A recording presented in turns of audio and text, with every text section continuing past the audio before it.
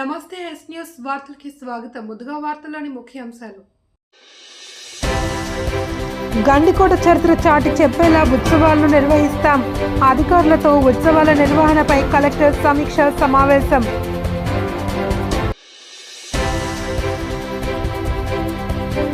Rayalaseema lift irrigation project ఆగిపోవడానికి కారణం YCP ప్రభుత్వ నిర్ణయాలే. Telugu Desam party polit bureau సభ్యుడు శ్రీనివాసుల రెడ్డి ఆరోపణలు. స్వార్థ ప్రయోజనాల కోసం రాయలసీమ లిఫ్ట్ ఇరిగేషన్ పనులు నిలిపివేయడం దారుణం. ముఖ్యమంత్రి చంద్రబాబుపై మాజీ డిప్యూటీ సీఎం అమ్జద్ బాషా విమర్శలు. గండికోట చరిత్ర చాటి చెప్పేలా గండికోట ఉత్సవాలను అంగరంగ వైభవంగా నిర్వహించాలి అని జిల్లా కలెక్టర్ శ్రీధర్ అధికారులను ఆదేశించారు.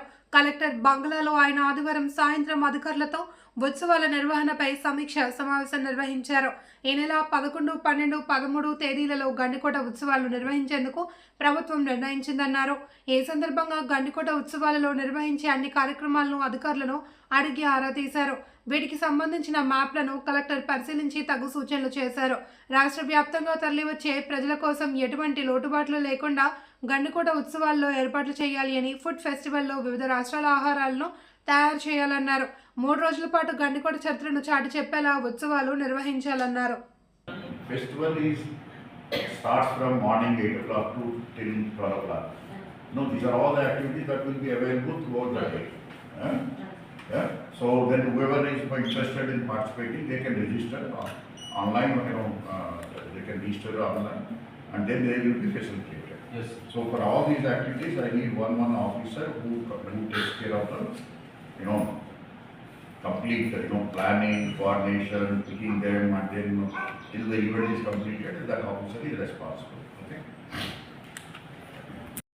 We can have one session on Kadalu Cheptam.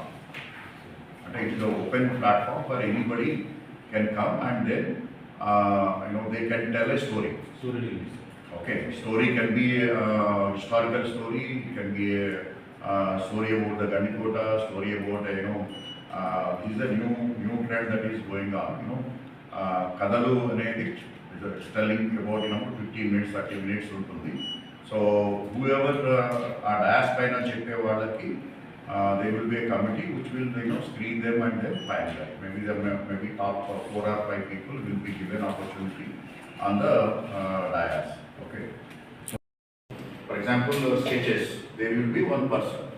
So his WhatsApp number has a QR code will be given on your advertisement. Whatever it is, social media or this thing. Okay. Somebody can just click it, and then it starts with the registration. Okay. So the website is the website already active?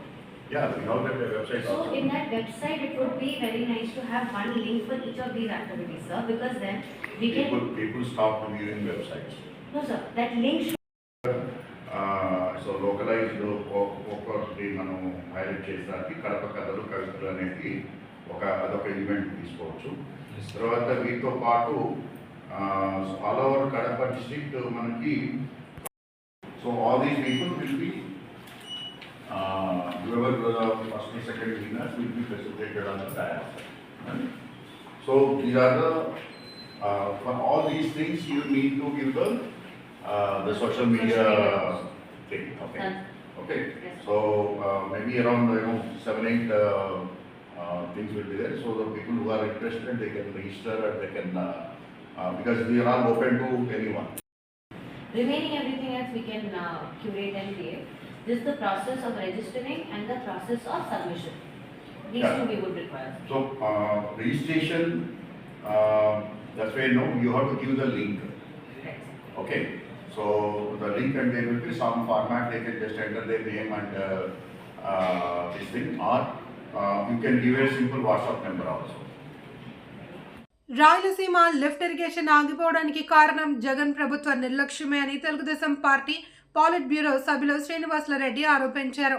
పక్క రాష్ట్రం మాటలు పట్టుకుని చంద్రబాబుని విమర్శించడం సిగ్గుచేటన్నారు. తెలంగాణ, ఆంధ్రప్రదేశ్ విడిపోయి 10 ఏళ్లు గడుస్తున్నా అక్కడి నాయకులు తమ రాజకీయ లబ్ధి కోసం ఆంధ్రప్రదేశ్ ముఖ్యమంత్రి శ్రీ నారా చంద్రబాబు నాయుడిని విమర్శించడం సరికాదని దీన్ని తీవ్రంగా ఖండిస్తున్నామని పేర్కొన్నారు. గతంలో వైసీపీ అధికారంలో ఉన్నప్పుడు జగన్మోహన్ రెడ్డి హడావుడిగా ఎలాంటి అనుమతులు లేకుండా శాస్త్రీయత లేకుండా రాయలసీమ లిఫ్ట్ ఇరిగేషన్ ప్రాజెక్టును ప్రారంభించారని, ఎన్జీటీలో సరైన కౌంటర్ అఫిడవిట్ లేకుండా వాదనలు వినిపించకుండా నిర్లక్ష్యం వహించడం వల్లే ట్రిబ్యునల్ మొట్టికాయలు వేసి ప్రాజెక్టును ఆపిందన్నారు. స్వయంగా తమ నిర్లక్ష్యం వల్లే ప్రాజెక్టు ఆగిపోతే ఆ పాపాన్ని ఇప్పుడు చంద్రబాబు నాయుడికి అంటగట్టాలని చూడడం హాస్యాస్పదంగా ఉందన్నారు. విమర్శించే ప్రయత్నం చేస్తున్నారనే విషయాన్ని నేను తీవ్రంగా ఖండిస్తూ ఉంటా. ఇది కరెక్ట్ కాదు. 2019లో అధికారంలోకి వచ్చిన జగన్మోహన్ రెడ్డి గారి ప్రభుత్వం హడావిడిగా రాయలసీమకు నేను ఏదో చేసేసిన అని చెప్పి రాయలసీమ లిఫ్ట్ ఇరిగేషన్ ప్రాజెక్టు 3 టీఎంసీలతో లిఫ్ట్ చేస్తానని చెప్పి హడావిడిగా ప్రాజెక్టును ప్రారంభించి ఆలోచన లేకుండా, శాస్త్రీయ విధానం లేకుండా, అనుమతులు లేకుండా స్టార్ట్ చేసి ఈరోజు గ్రీన్ ట్రిబ్యునల్తో మొట్టికాయలు కొట్టించుకునేది వైఎస్ఆర్ కాంగ్రెస్ ప్రభుత్వం. అప్పటి ప్రభుత్వంలోనే గ్రీన్ ట్రిబ్యునల్ ఈ రాయలసీమ లిఫ్ట్ ఇరిగేషన్ను ఆపేసిందన్న విషయాన్ని వైఎస్ఆర్ పార్టీ వాళ్ళు గుర్తుపెట్టుకోవాలి.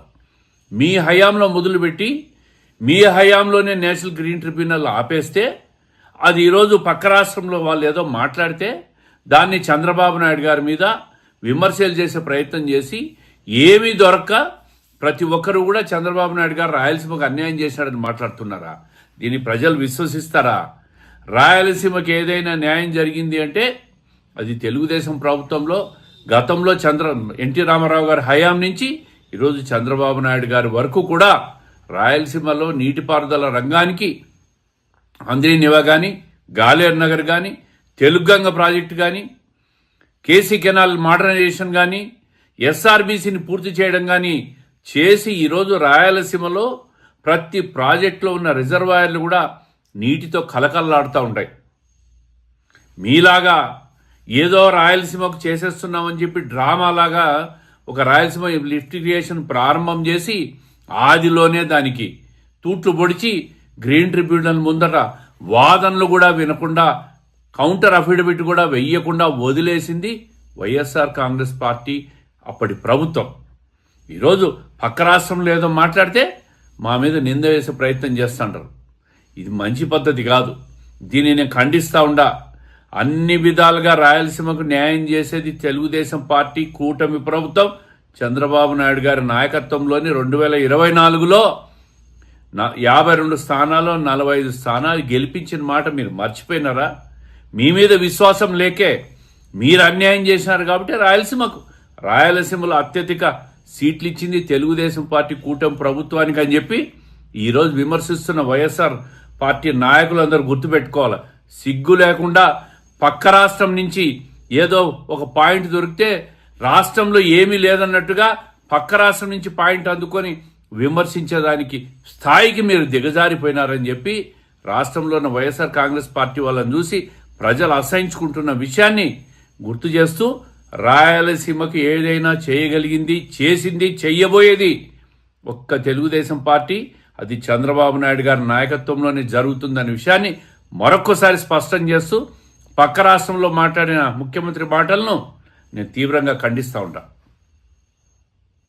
కడప నగరాన్ని అన్ని విధాలుగా అభివృద్ధి చేయాలి అని ఎమ్మెల్యే మాధవిరెడ్డి ప్రయత్నిస్తూ ఉంటే వైసీపీ నాయకులు చిల్లర సాకులు చెప్పి పనికిరాని అనవసర ఆరోపణలు చేస్తున్నారు అని తెలుగుదేశం పార్టీ నాయకులు విమర్శించారు.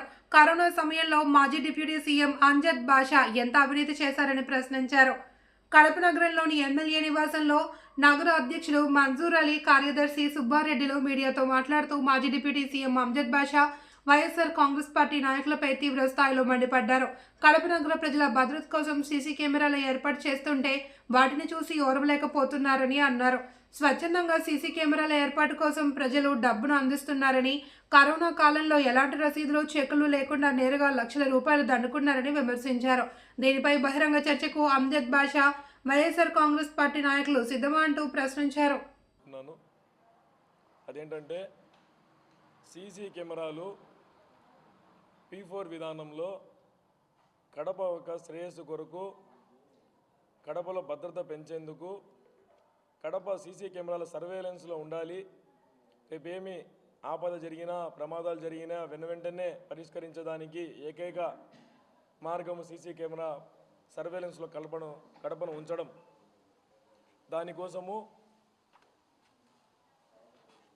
ప్రజల నుండి అంటే ధనికులు, పారిశ్రామికవేత్తలు కానీ, హాస్పిటల్ కానీ, వ్యాపారస్తులు కానీ ఎవరైనా సరే వాలంటీర్గా వచ్చి డొనేషన్లు ఇవ్వమని చెప్పినాం, కానీ ఎవరిని కూడా బలవంతం చేసింది ఎక్కడ లేదు. ఇది కూడా ఎందుకు సీసీ కెమెరాల గురించి ప్రస్తావన వచ్చిందంటే, గతంలో కూడా మీ అందరికీ తెలుసు, గతంలో కూడా శ్రీనివాసరెడ్డి అన్న గారు తన సొంత నిధులతో 50 లక్షలు కడపకు కేటాయించి ఆ సీసీ కెమెరాల పర్యవేక్షణలో కడపలో ఉంచడం జరిగింది. ఇప్పుడు పెద్ద పెద్ద రోడ్లలో అయితే అన్న వేసినటువంటి కెమెరాలు ఉన్నాయి.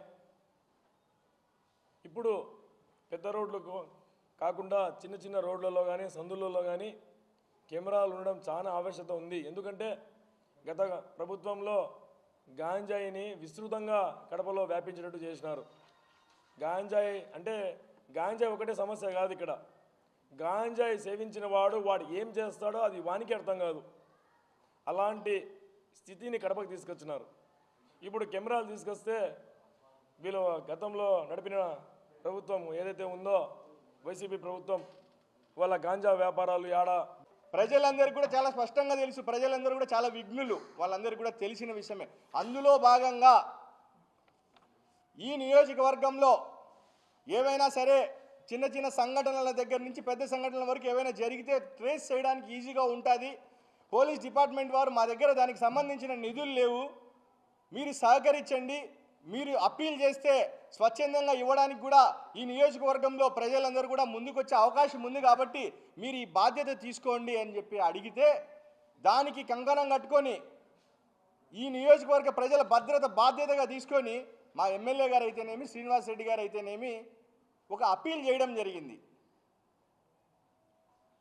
అందులో భాగంగా చాలామంది ఇదో సవాల్ చేస్తున్నాం, వైఎస్ఆర్ కాంగ్రెస్ పార్టీకి సంబంధించిన ఎవరైతే ఈ సవాల్ని స్వీకరిస్తారో ఎవరైనా సరే రావచ్చు తప్పకుండా.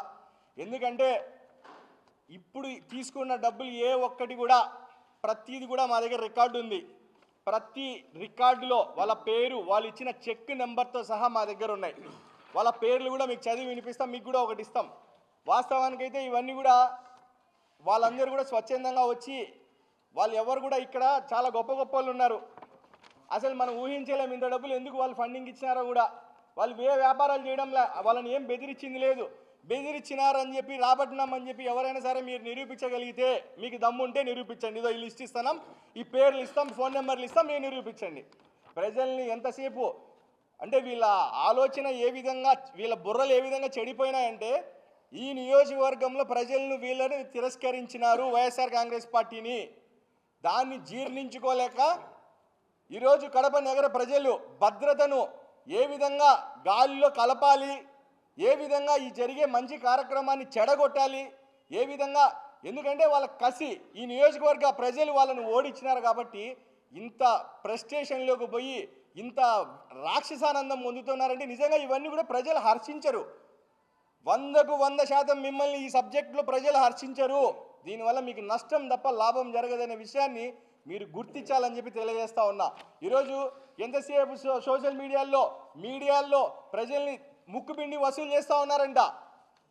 ఇదిగో ఇదే సాక్ష్యం, మా దగ్గర రికార్డు ఉంది. మీ దగ్గర ముక్కుపిండి మేము ఎవరినైనా వసూలు చేసినామని చెప్పి మీ దగ్గర స్వచ్ఛందంగా ఎవరైనా వస్తే మీరు వాళ్ళని తీసుకొని మీ పక్కన కూర్చోబెట్టుకొని ప్రెస్ మీట్ పెట్టండి, ప్రెస్ మీట్ పెట్టి మాట్లాడండి.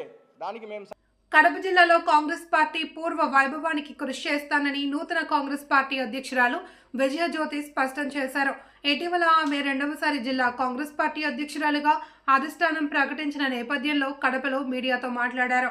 నగరంలోని కాంగ్రెస్ పార్టీ కార్యాలయంలో ఆమె మీడియాతో మాట్లాడుతూ మహాత్మా గాంధీ జాతీయ ఉపాధి హామీ పథకాన్ని కేంద్రంలోని ఎన్డీఏ ప్రభుత్వం నీరుగారుస్తోంది అని ఆమె విమర్శించారు. గ్రామీణ ఉపాధి హామీ పథకం ద్వారా ఎంతో మంది వ్యక్తులకు సమాన పనికి సమాన వేతనం ద్వారా ఉపాధి లభిస్తుందన్నారు. దీన్ని కాంగ్రెస్ పార్టీ ప్రారంభించగా ప్రస్తుతం కూటమి ప్రభుత్వం నిర్వీర్యం చేస్తుంది అని ఆరోపించారు. పేద ప్రజల తరపున కాంగ్రెస్ పార్టీ నిరంతరం వారి సమస్యల పరిష్కారం కోసం పోరాడుతూనే ఉంటుందని స్పష్టం చేశారు.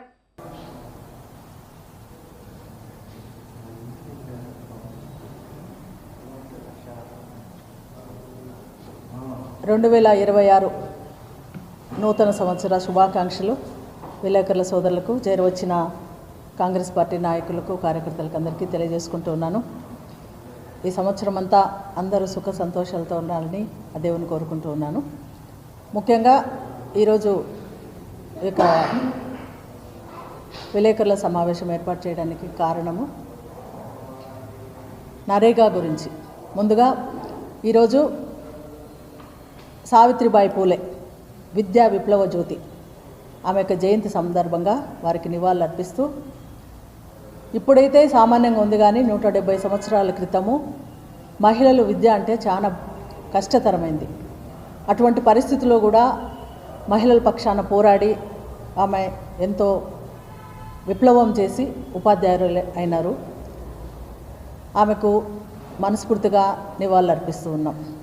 తర్వాత ఈరోజు ముఖ్య ఉద్దేశం ఏమంటే నరేగా జాతీయ గ్రామీణ ఉపాధి హామీ పథకం. ఇది అందరికీ తెలిసిందే, ముఖ్యంగా గ్రామీణ ప్రాంతాల్లో. ఈ పథకాన్ని కాంగ్రెస్ పార్టీ 2006 సంవత్సరం ఫిబ్రవరి 2వ తేదీన ప్రారంభించడం జరిగింది. గ్రామీణ యువతకు, మహిళలకు ఉపాధి కల్పించాలనే ఉద్దేశంతో, ముఖ్యంగా మన భారతదేశంలో ఉన్నటువంటి పేదరిక నిర్మూలన కోసం, పేదల కోసం ఈ పథకాన్ని గతంలో కాంగ్రెస్ ప్రభుత్వము మన్మోహన్ సింగ్ గారు ప్రధానమంత్రిగా ఉన్నప్పుడు సోనియా గాంధీ గారు కలిసి ఇది ప్రారంభించడం జరిగింది. 1991లో నరసింహారావు గారు ప్రారంభించడం జరిగింది. తర్వాత కాంగ్రెస్ ప్రభుత్వంలో 2005 సంవత్సరం సెప్టెంబర్న మన్మోహన్ సింగ్ గారు నాయకత్వంలో చట్టం తీసుకురావడం జరిగింది. 2006 ఫిబ్రవరి 2 నుంచి అది మొత్తం దేశవ్యాప్తంగా ఇంప్లిమెంట్ చేయడం జరిగింది. అందరికీ ఉద్యోగాలు లేవు, ఉద్యోగం లేక బాధపడుతున్న భారతదేశంలో నైపుణ్యం లేని వాళ్ళు, ఏం పని చేయలేని వాళ్ళు, మహిళలు, యువత, వారికి గ్రామీణ ప్రాంతాల్లో కనీసం వాళ్ళ బ్రతుకుదెరువు కోసము ఈ ఉపాధి హామీ చట్టం తీసుకొని వచ్చి కేంద్ర ప్రభుత్వం 100% నిధులను ఇస్తూ ప్రతిరోజు వారి దాన్ని బట్టి సమాన వేతనం, పురుషులు స్త్రీలు అనే తేడా లేకుండా సమాన వేతనం ఇవ్వడం జరిగింది. రోజుకు 150 రూపాయలు, దాని ప్రకారము లెక్క 120, ఈ రకంగా ప్రతిరోజు వారికి ఉపాధి కల్పించడం జరిగింది. దానివల్ల పరిసరాలు బాగుపడుతూ ఉన్నాయి. చెరువులు, కాలువలు, నీటి సౌకర్యం జరగడానికి, తర్వాత కొండ ప్రాంతం నుంచి వాటిని శుభ్రం చేసి అక్కడ నుంచి నీళ్లు ఇక్కడ దిగువకు రావడానికి, ఈ రకంగా ఇక్కడ ప్రాంతాలు, అక్కడ ఉన్న గ్రామీణ ప్రాంతాలు. రాయలసీమ ఎత్తిపోతల పథకంపై తెలంగాణ సీఎం రేవంత్ రెడ్డి చేసిన వ్యాఖ్యలపై టీడీపీ అధినేత చంద్రబాబుపై మాజీ డిప్యూటీ సీఎం అమ్జద్ బాషా తీవ్ర స్థాయిలో విరుచుకుపడ్డారు. రాష్ట్ర ప్రయోజనాలను స్వార్థ రాజకీయాలకు అమ్ముకోవడం ఇలాంటి ద్రోహమని, సీమ ప్రాంతానికి చంద్రబాబే తీరుని అన్యాయం చేస్తున్నారని మండిపడ్డారు. కడప నగరంలో ఆయన నివాసంలో అమ్జద్ బాషా మాట్లాడుతూ ఆల్మట్టి డ్యామ్ సామర్థ్యాన్ని పెంచే ప్రయత్నం చేయలేదని, స్వార్థ ప్రయోజనాల కోసం రాయలసీమ లిఫ్ట్ ఇరిగేషన్ పనులను నిలిపివేశారని ఆరోపించారు. 3 సార్లు ముఖ్యమంత్రిగా ఉన్న సీమకు ఒక్క ప్రాజెక్టు కూడా ప్రారంభించలేదని, శ్రీశైలం ప్రాజెక్టు గరిష్ట నీటి మట్టం 808 అడుగులని గుర్తు చేస్తూ తాగు, సాగునీటి అవసరాలను దృష్టిలో పెట్టుకుని వైఎస్ఆర్ హయాంలో పోతిరెడ్డిపాడు హెడ్ రెగ్యులేటర్ సామర్థ్యం పెంచిన ఘనతను వివరించారు. ఎన్ని అడ్డంకులు ఎదురైనా వెనక్కి తగ్గకుండా వైఎస్ రాజశేఖర రెడ్డి సామర్థ్యాన్ని పెంచారని పేర్కొన్నారు. వైసీపీ పాలనలో కేటాయింపులకు అనుగుణంగా నీటిని వినియోగించుకున్నామని, కానీ చంద్రబాబు పాలనలో ఉన్న కేటాయింపుల్ని సైతం ఉపయోగించుకోలేకపోయామని ప్రశ్నించారు. మరి అదేవిధంగా వెనకపాటుకు గురైన ఈ రాయలసీమ ప్రాంతానికి కూడా తీరని అన్యాయం చేస్తున్న వ్యక్తి ఈరోజు చంద్రబాబు నాయుడు గారు. ఎందుకంటే దశాబ్దాలుగా కూడా మనం చూసాం, ఆయనకు రాయలసీమ అంటే కూడా, ఆయన రాయలసీమ అంటేనే గిట్టదు. ఆయన పరిపాలనలో మనం చూసాం, 3 సార్లు ముఖ్యమంత్రిగా ఉన్న సందర్భాల్లో కూడా ఏనాడు కూడా రాయలసీమకు న్యాయం చేయని పరిస్థితి మనం చూసాం. తన ఆర్థిక ప్రయోజనాల కోసము మరి చంద్రబాబు నాయుడు గారు ఏ స్థాయికైనా దిగజారే వ్యక్తి. మరి అలాంటి వ్యక్తి మరి ఈరోజు మన కర్మకాలి ఈ రాష్ట్రానికి ముఖ్యమంత్రి కావడం మన అందరి దురదృష్టంగా మేమందరం కూడా భావించాల్సిన అవసరం కూడా ఎంతైనా ఉంది. ఏదైతే ఆంధ్ర మరియు తెలంగాణ రాష్ట్రాలకు సంబంధించిన ప్రాజెక్టు శ్రీశైలం, మరి ఆ శ్రీశైలం ప్రాజెక్ట్ ఏదైతే ఉందో దాన్ని గరిష్ట నీటి మట్టం వచ్చేసి 885 అడుగులు. ఆనాడు ఆ మహానేత దివంగత ముఖ్యమంత్రి డాక్టర్ వైఎస్ రాజశేఖర రెడ్డి గారు మరి ఈ రాయలసీమ ప్రాంతం అత్యంత వెనుకబడిన ప్రాంతము, మరి ఈ ప్రాంతంలో ఉండే రైతులందరూ కూడా చాలా ఇబ్బందులు ఎదుర్కొంటున్నారు మరి సాగునీటి కోసం. మరి అదేవిధంగా ఈ ప్రాంతంలో ఉండే ప్రజలందరూ కూడా గుక్కడి తాగునీటి కోసం కూడా ఎన్నో ఇబ్బందులు పడుతున్న పరిస్థితులు అన్నీ కూడా గమనించిన తర్వాత మరి ఆనాడు ఆ కృష్ణా జలాలను ఈ రాయలసీమ ప్రాంతానికి పెద్ద మొత్తాదులో తీసుకురావాలి అని భావించి పోతిరెడ్డిపాడు హెడ్ రెగ్యులేటర్ని దాని సామర్థ్యం గతంలో కేవలం 11,000 క్యూసెక్లు ఉన్న సామర్థ్యాన్ని 44,000కు పెంచిన వ్యక్తి ఆ మహానేత దివంగత ముఖ్యమంత్రి డాక్టర్ వైఎస్ రాజశేఖర రెడ్డి గారు.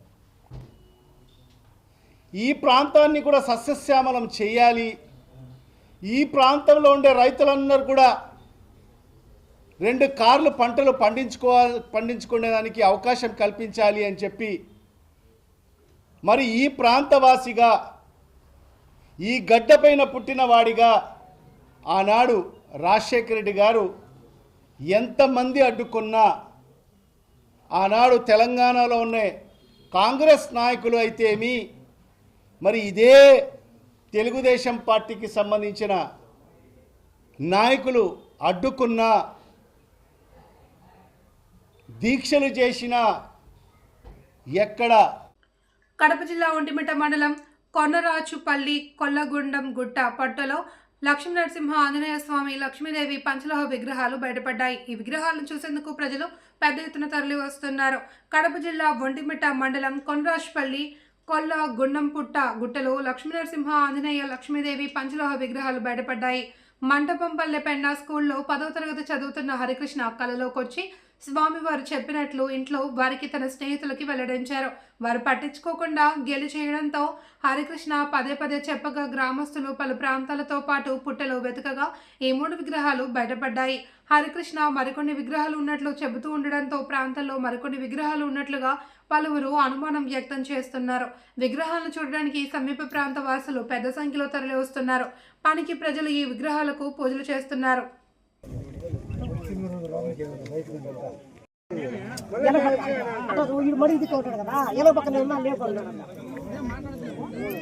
లేకుంటే ఇక్కడ ఆడున్నాడు మేము ఎత్తుకున్నాడు.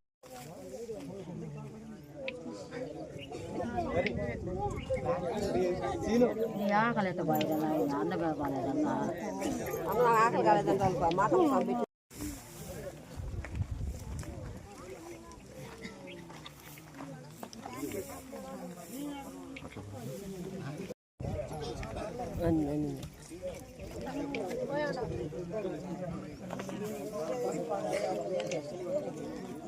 తెలుగుదేశం పార్టీ రాజంపేట పార్లమెంటరీ అధ్యక్షునిగా తనకు అవకాశం కల్పించిన ముఖ్యమంత్రి చంద్రబాబు, మంత్రి నారా లోకేష్ కు ధన్యవాదాలు తెలుపుతున్నట్లు పార్లమెంట్ అధ్యక్షుడు సుగావాసి ప్రసాద్ బాబు పేర్కొన్నారు.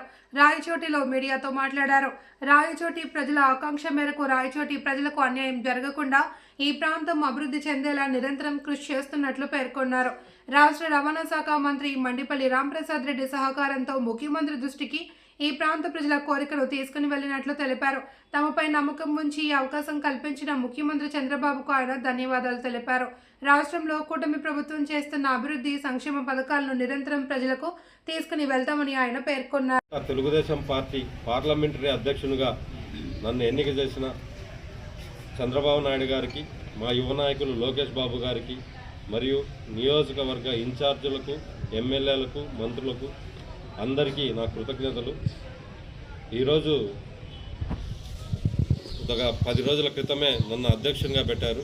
ఖచ్చితంగా తెలుగుదేశం పార్టీని రాజంపేట పార్లమెంటరీలో బలోపేతం చేసేదానికి ఖచ్చితంగా కృషి చేస్తాం. మిగతా ఆంధ్ర రాష్ట్రంలో మిగతా పార్లమెంటరీ నియోజకవర్గాలతో పోల్చుకుంటే రాజంపేటలో అత్యధికంగా వైసీపీ వాళ్ళు 2 చోట్ల గెలిచారు. రాబోయే స్థానిక సంస్థల ఎన్నికల్లో పూర్తిగా అన్ని సర్పంచులు కానీ, ఎంపీటీసీలు కానీ, జెడ్పీటీసీలు తెలుగుదేశం పార్టీని గెలిపించే విధంగా కార్యకర్తలను కానీ, క్యాడర్ను కానీ ప్రిపేర్ చేసి ఇన్ఛార్జీలతో, ఎమ్మెల్యేలతో, మినిస్టర్ గారితో సమన్వయంతో పనిచేసి అందరినీ కలుపుకొని ఖచ్చితంగా తెలుగుదేశం పార్టీని స్థానిక సంస్థలకు రాజంపేట పార్లమెంటులో 100% విజయం సాధించే విధంగా మేము ముందుకు పోతాం. అలాగే 2019-2024లో ఎవరైతే పార్టీ కోసం కష్టపడి అండగా నిలబడిన ప్రతి ఒక్క కార్యకర్తను గుర్తుపెట్టుకొని ఖచ్చితంగా స్థానిక సంస్థలలో అయితే ఏమి, పార్టీ పదవుల్లో అయితే ఏమి, ప్రభుత్వ పదవుల్లో అయితే ఏమి ఖచ్చితంగా వాళ్ళకు అవకాశం ఇచ్చే విధంగా పార్టీ నిర్ణయాలు తీసుకుంటుంది. ఇన్ఛార్జీలు అందరం కలిసి తెలుగుదేశం పార్టీ బలోపేతానికి రాజంపేట పార్లమెంటరీలో తప్పకుండా కృషి చేస్తామని తెలియజేసుకుంటున్నాను. రవాణా శాఖ మంత్రి రాంప్రసాద్ రెడ్డి గారు ఆల్రెడీ తీసుకొని వెళ్ళారు. నేను కూడా ముఖ్యమంత్రి గారి దృష్టికి, ఇప్పుడు వెళ్ళి మళ్ళీ లోకేష్ గారి దృష్టికి, కూటమి ప్రభుత్వం దృష్టికి తీసుకెళ్తాం. రాయచోటి ప్రజల్లో నిజంగానే చాలా బాధాకరం. అయినా కూడా విధి లేని పరిస్థితుల్లో మిగతా నియోజకవర్గ నాయకులు కానీ, ప్రజలు కానీ రాయచోటి జిల్లా మాకు అనుకూలంగా లేదు అని ఎక్కువ ప్రభుత్వం మీద ప్రజలు పెడితే విధి లేని పరిస్థితుల్లో చేయాల్సిన పరిస్థితి వచ్చింది. ఖచ్చితంగా ముఖ్యమంత్రి గారి దృష్టికి తీసుకెళ్తాం. రాయచోటి అభివృద్ధికి ఖచ్చితంగా మేము కృషి చేస్తామని మీకు పత్రికాముఖంగా తెలియజేస్తున్నాం. వార్తలు ఇంతతో సమాప్తం. తిరిగి రేపు ప్రసారమయ్యే ఎస్ న్యూస్తో మళ్ళీ కలుసుకుందాం. అంతవరకు సెలవు. నమస్తే.